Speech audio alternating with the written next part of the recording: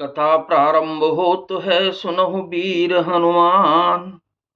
आज सनवाए बिराजिए प्रभु, तेज पुंज बलवान सियावर रामचंद्र जी की जय। रकुल के श्रोमणी प्रभु श्री रामचंद्र जी ऋषियों के साथ भोजन और विश्राम करके भाई लक्ष्मण समेत बैठे। उस समय पहर भर दिन रह गया था।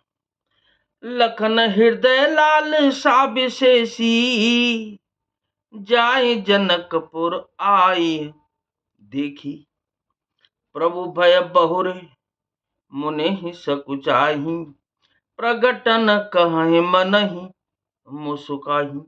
लक्ष्मण जी के हृदय में विशेष लालसा है कि जाकर जनकपुर देखा हुए, परंतु प्रभु श्री रामचंद्र जी का डर है और फिर मुनि से भी सकुचाते हैं, इसलिए प्रकट में कुछ नहीं कहते, मन ही मन मुस्करा रहे हैं।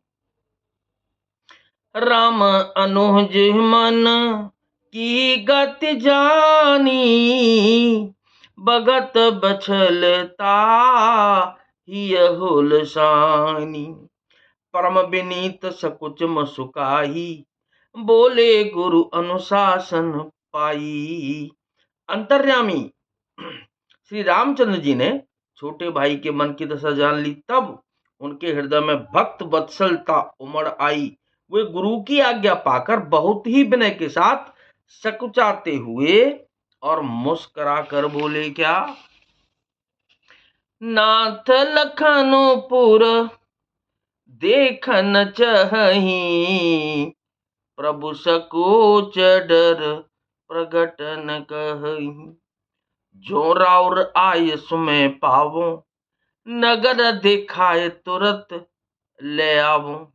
हे नाथ, लक्ष्मण नगर देखना चाहते हैं, किंतु प्रभु आपके डर और संकोच के कारण स्पष्ट नहीं कह पा रहे। यदि आपकी आज्ञा पाऊं तो मैं इनको नगर दिखलाकर तुरंत ही वापस ले आऊं। सुन मुनि सुकह बचन सप्रीति, कसन राम तुम राखहु नीति। धर्म से तु पालक तुम ताता, प्रेम विवश सेवक सुखदाता।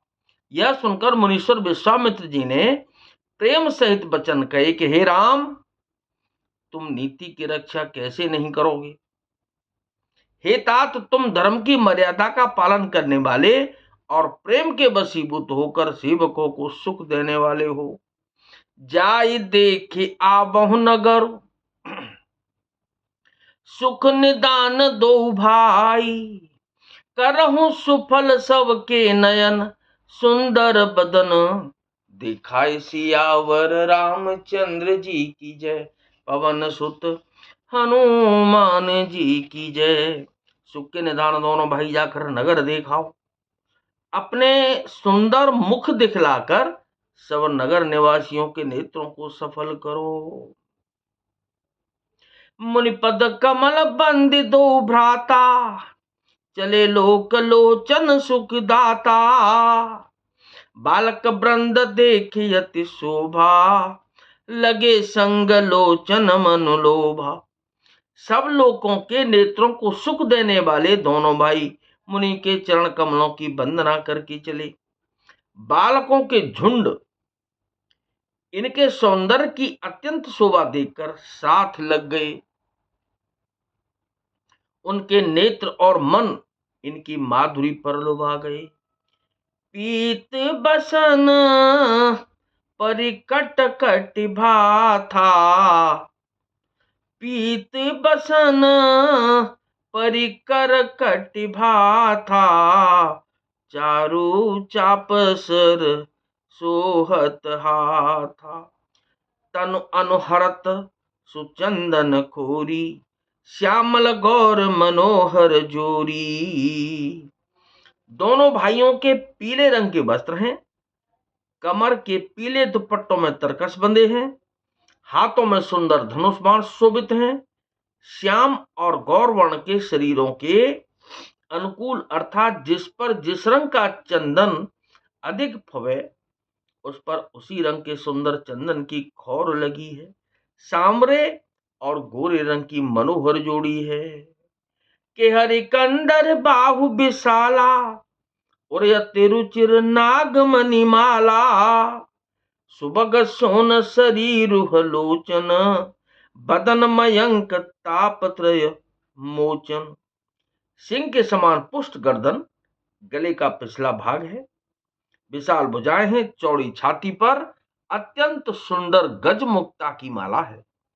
सुंदर लाल कमल के समान नेत्र हैं, तीनों तापों से छुड़ाने वाला चंद्रमा के समान मुख है। कान्ही कनक फूल छवि देही, चितवत चितहि चोरी जनु लेही, चितवन चारो प्रकुटि बरबा की, तिलक रेख शोभा जनु चाकी। कानों में सोने के कर्णफूल अत्यंत शोभा दे रहे हैं, देखते ही देखने वाले के चित्त को मानो चुरा ही लेते हैं।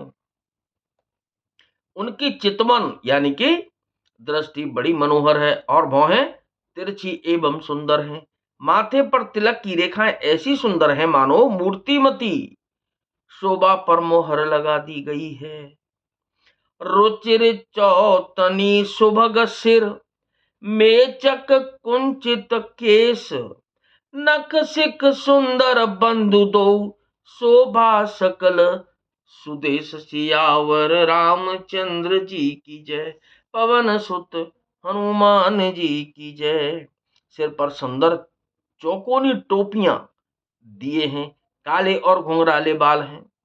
दोनों भाई नख से लेकर शिखा तक, एड़ी से लेके चोटी तक सुंदर हैं और सारी शोभा जहां जैसी चाहिए वैसी ही है। कथा विसर्जन हो तो है, विदा हो हनुमान, राम लखन और जानकी सदा करें कल्याण, सियावर रामचंद्र जी की जय, पवन सुत हनुमान जी की जय।